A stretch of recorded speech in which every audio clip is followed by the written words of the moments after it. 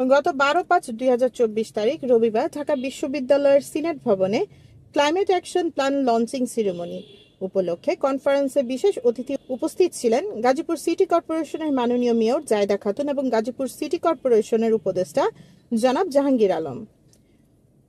বিশ্বের 40 নগরের সংগঠন C40 এবং আন্তর্জাতিক জলবায়ু সংস্থা ICLEI এর সাথে সমন্বয় করে একটি স্বাস্থ্যকর ও বাসযোগ্য পৃথিবী গড়ে তুলতে ঢাকা উত্তর সিটি কর্পোরেশন ও ঢাকা দক্ষিণ সিটি কর্পোরেশনের উদ্যোগে এই সম্মেলন অনুষ্ঠিত হয়। উক্ত সম্মেলনে প্রধান অতিথি হিসেবে উপস্থিত ছিলেন পরিবেশ, বন ও জলবায়ু মন্ত্রণালয়ের মাননীয় মন্ত্রী জনাব সাবের হোসেন চৌধুরী। উক্ত সম্মেলনে প্রধান অতিথির বক্তব্যে পরিবেশ, বন ও জলবায়ু মন্ত্রণালয়ের মাননীয় মন্ত্রী জনাব সাবের হোসেন চৌধুরী বলেন, জলবায়ু পরিবর্তনের ক্ষতিকর প্রভাব মোকাবেলা এবং গ্রিনহাউস গ্যাস নিঃসরণ কমিয়ে আনতে 25টি মন্ত্রণালয়ে 37 কোটি টাকা বরাদ্দ দেওয়া হয়েছে।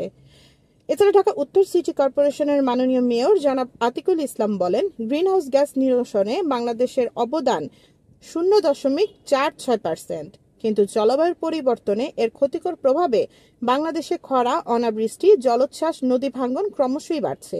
অথচ গ্রিনহাউস গ্যাসের জন্য প্রধান দায়ী হচ্ছে উন্নত দেশগুলো।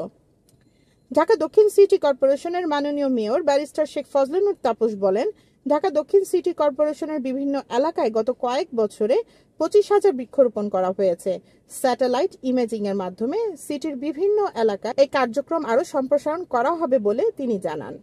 ঢাকা উত্তর সিটি কর্পোরেশনের সংলগ্ন বাংলাদেশের সর্ববৃহৎ সিটি কর্পোরেশন হিসেবে গাজীপুর সিটি কর্পোরেশনের জলবায়ু পরিবর্তন মোকাবেলায় সকল মাস্টার প্ল্যান ও অবকাঠামো উন্নয়নে পরিবেশ বান্ধব কর্মসূচি নেওয়া হয়েছে।